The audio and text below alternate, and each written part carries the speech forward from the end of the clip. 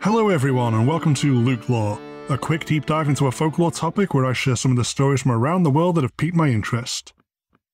Time now to circle back around to a popular topic that I keep leaving in the wayside to go off about cheese and legendary battles involving kissing. Modern cryptids. Don't worry about me going too mainstream though, we're going off into the wilderness with this one.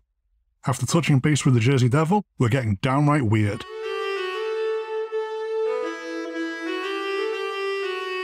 It's loud, and it's angry.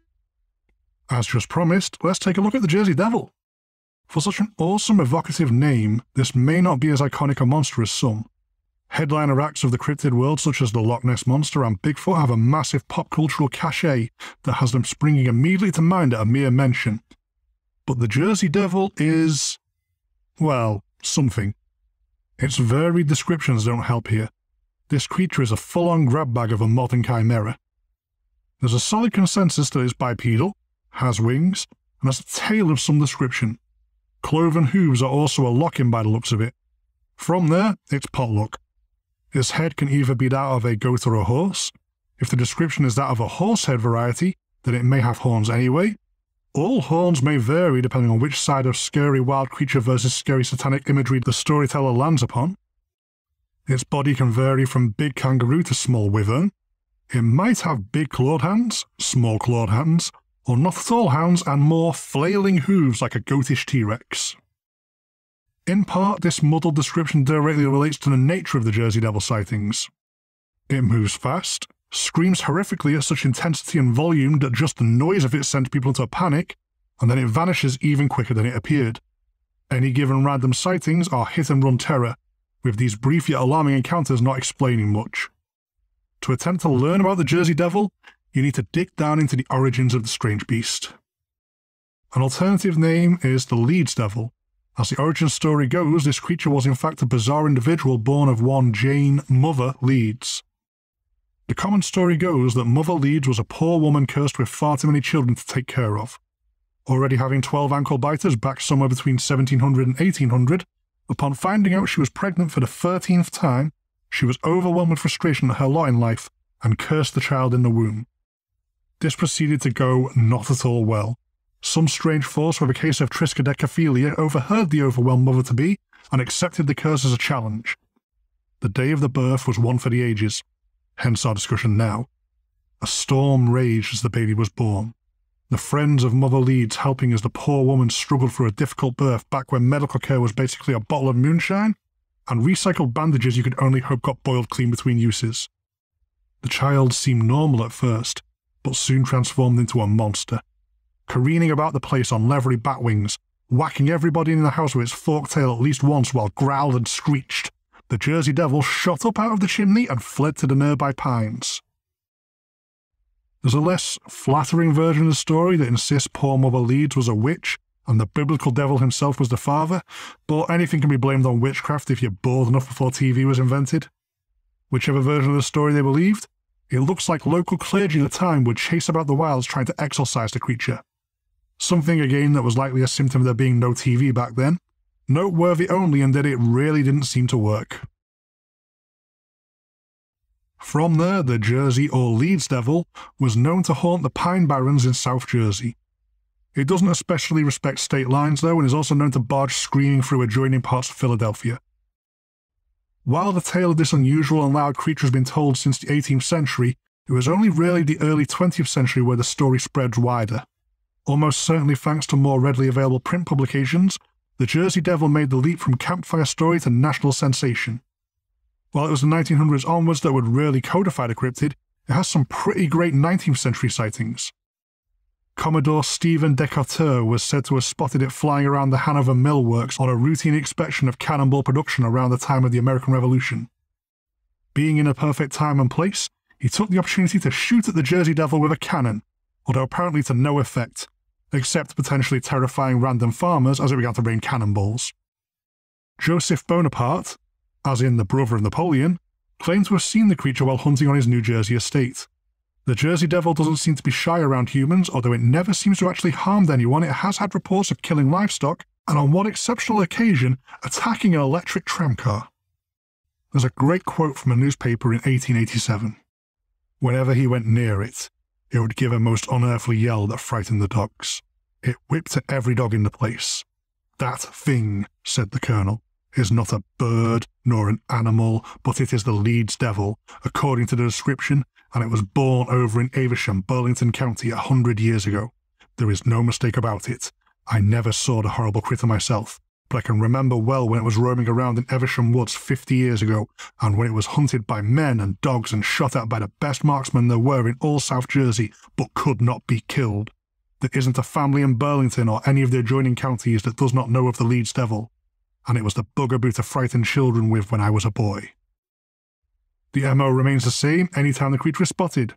It's too quick to see properly, it screams like a banshee that just trod barefoot on some particularly spiky Lego, and then it's gone, leaving behind startled witnesses in need of a change of pants. Circling back around to how the Jersey Devil became a national sensation, we can thank the newspapers of 1909. For whatever reason, and I suspect that reason was simply sell more newspapers, there was a massive wave of reported encounters published. This culminated in schools closing and workers staying home to avoid the ear-splitting cryptid, as sightings spread as far away from the usual haunts as Maryland and Delaware. This hysteria was almost certainly stoked by the reported sightings inspiring a wave of hoaxes. A spreading fad of tracks made out of hoofprints in the snow were very unlikely to be anything except drunken hijinks. And having put up a $10,000 bounty for the creature, Philadelphia Zoo was not fooled by some enterprising individual dressing up an actual live kangaroo with wings and claws.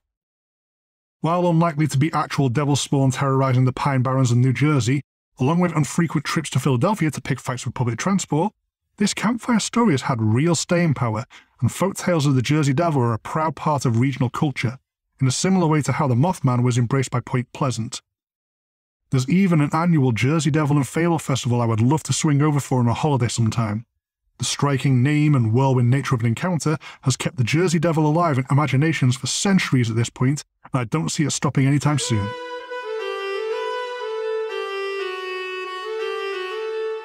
The world's saddest monster. Okay, time for something pretty different as cryptids go. This is a personal favourite of my partner Hannah, who feels this one on a deep spiritual level. We're going to talk about the Poor Squonk. The squonk is a tiny quadruped creature, hindered by a warty brown skin that will keep growing despite the body having stopped, leaving the creature incredibly awkward looking in its loose-fitting hide. It inhabits the swamplands of northern Pennsylvania that are not its natural habitat. As the story goes, excessive logging drove them into a place that only makes them even more miserable. A squonk is cursed with knowing it is ugly. They are nocturnal to avoid anything seeing them, and move slowly under a full moon as they don't even want to see their own reflection in any moonlit pools. They're easy to follow due to a combination of having webbed feet only on their left legs, as some sort of weird adaptation to always walking anti-clockwise around bodies of water, plus the fact they are constantly crying. Hunters are supposed to easily be able to follow a squonk anywhere it goes by following the trail of tears it leaves. Basically everything is a threat to the Poor Squonk. They're about the least threatening anything that can be encountered. Their response to being trapped by hunters, coming under any attack, or just generally being startled, is to lie down and cry until they cease to exist. Upon giving up, which seems to be their first response to anything but being left alone, a squonk cries so excessively its whole body dissolves into tears. This has led to them being dubbed Lacrima Corpus Dissolvens, a Latin mashup of tear, body, and dissolve. Squonks are the ultimate underdogs, the mere burden of existing being too much for them to handle, and as such this has led to a small yet fiercely loyal fanbase. These sad little fellows are the patron cryptid of depression, dysmorphia, and self-loathing, a tortured existence that has rendered them a modern-day big mood. Even though they're a relatively young bit of folklore that seems first mentioned in the book Fearsome Creatures of the Lumberwoods from 1910, they've made a big impact for such a small, hapless abomination. They're a popular creature used as part of the conservation efforts in their adopted home of the hemlock forests of Pennsylvania, and the overlogging that threatened to completely eliminate these woodlands have been impressively turned around for a massive resurgence of rewilding-led natural growth. Squonk fans are fiercely loyal of their diminutive sad sacks, and not only are the poor little sods harmless to everyone but themselves, they're a fable helping nature fight back just by being a feeble critter that needs all the help it can get. Not bad for a crime against nature you can accidentally kill by surprising it with a sneeze. the Dalby Spook. The British Isles don't have too much in the way of cryptids. We're mostly overrun by furry creatures and ghosts, the former which can be suspected of having eaten any cryptids that pop up trying to displace them. We have the odd big cat that was likely an escapee exotic pet which went on to be a beast of the moors, plus the world-famous Nessie, but were light on notable non-spectral or fey cryptids. Not, however, completely devoid of them. This leads us to the Dalby Spook, which sounds impressive until you use the more common name, Jeff the Talking Mongoose. Jeff became a sensation in the early 1930s as low-brow newspapers latched onto the tale, causing the tiny hamlet of Dalby on the Isle of Man to be inundated with assorted paranormal investigators, ghost hunters, parapsychologists and spoilsport debunkers alike all piled into the Irving family farmhouse. Jeff the Talking Mongoose was a very mixed bag of stories. They acted a lot like a household broonie in a way, potentially putting themselves in the category of furry over cryptid, depending, of course, if you believe what Jeff was alleged to have told the Irving family about himself. Supposed to be the size of a small rat with a big bushy tail and yellow fur, Jeff claims to have been born in India, somehow travelling to the Isle of Man. Possibly after dying as a human, the Dalby Spook gave himself a multitude of potential origins.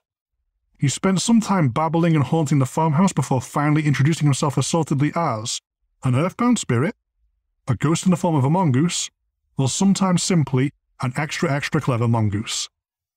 The most alarming claim only happened once. I am a freak. I have hands and I have feet, and if you saw me you'd faint, you'd be petrified, mummified, turned to stone or a pillar of salt. If Jeff's most audacious claim is to be believed, they had an alarming true form beyond that of a friendly mongoose.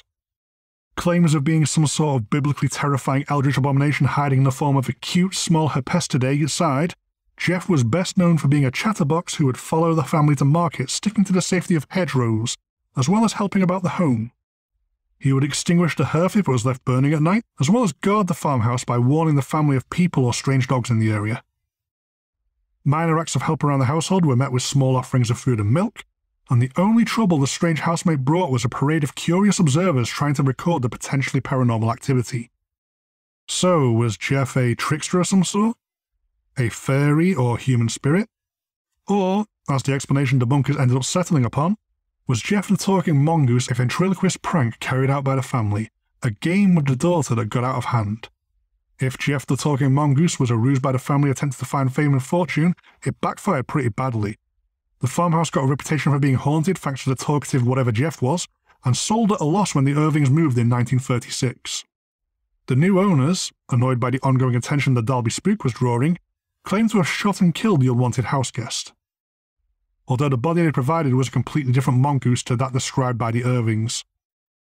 If Jeff can be believed, there's some sort of Lovecraftian great old one in an extra-dimensional mongoose mask, so my advice to anyone in that area is to just offer polite conversation back, and definitely don't shoot at any uncanny mongoose spotted around the place. Resume small offerings of food, and leave Jeff Tulu in peace, lest we get an apocalyptic answer to the question of what the exact nature of the Dalby Spook is.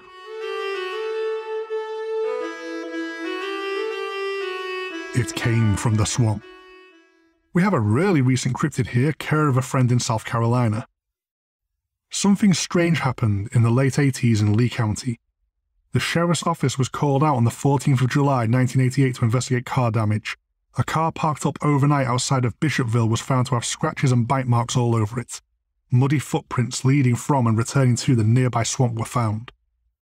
After the report became known, another local came forward to report to the sheriff that 2 weeks earlier, their car was similarly damaged. Only they saw what caused the damage, and that was why they didn't initially report it. In their words, they saw a creature trashing their car they described as green, wet-like, about 7 feet tall and had 3 fingers, red eyes, skin like a lizard, snake-like scales. This is the story of the lizard man of Scape or Swamp and its weird vendetta against cars. As soon as the story of a 7-foot rage beast ready to destroy your motor got out, Browntown, South Carolina became an instant tourist hotspot for the summer of '88. Local businesses began selling Lizardman merchandise, local radio station WCOS offered a $1 million award to anyone who could capture the creature alive, and the local Chamber of Commerce helped fan the flames with ongoing press reports since the tourism boost was great for the community. Skeptics went instantly to war with the new cryptid that had emerged. The 17-year-old who came forward to report the earlier incident came under a lot of scrutiny, as he claimed to have gotten a flat tire on the way home from work, then driven away before the lizard man attacked him. He was brushed off as it being unbelievable that the lizard man could manage to maul his car at high speed. Later that summer, at the start of August, an airman from nearby Shaw Air Force Base claimed to have shot and wounded the lizard man, providing scales and blood as proof. He later got walloped with a misdemeanor case of unlawfully carrying a pistol, as well as filing a false police report, retracting the story to instead make the apology he faked the shooting to keep the stories going. As September came around, all sightings dried up, and the official reports state that it must have been a bear sighting. Not actually that unbelievable. Go Google pictures of hairless bears for horrifically credible explanations of cryptid sightings being bears with mange. A bear without any hair looks like it just crawled out of the pits of hell bonus cranky, and it's about to make its bad mood every other living thing's problem. However, this is where the locals begin to ask questions. Isn't it convenient that the airman has to issue a retraction to avoid a massive bollocking by his superiors in the local law? Isn't a frightened teenage kid having an inconsistent story more likely to be true eyewitness account than having a perfectly plotted out one? Where's this car-eating bear then? CNN ran a new lizardman of Scape or swamp sighting story in 2008, more car damage that included blood from the cryptid again. The blood was officially ruled as that of a dog, or maybe a coyote, or maybe a wolf. The inconsistent reporting on the blood got locals considering conspiratorial cover-ups again, something which wasn't held when apparent video of the lizard man popped up on local television stations in 2015. Where it's a conspiracy covering up a rampaging lizard man, an angry bear hungry for delicious car paint, are all just a bit of fun by local organizations and individuals. The lizard man of Scape or Swamp gets occasional national media attention despite being a lesser-known, extremely modern cryptid. I would be very surprised if a trip to Browntown, South Carolina resulted in 0 lizard man merchandise, and I may have to visit the friend who brought their local cryptid to my attention someday soon to investigate myself. If nothing else, Scape or Swamp's car-mauling monster is very well poised to go the way of the Mothman or the Jersey Devil and become a permanent fixture for tourists. However they get there, whatever their full story may be, these modern figures of folklore make their haunts more fun and interesting places to explore.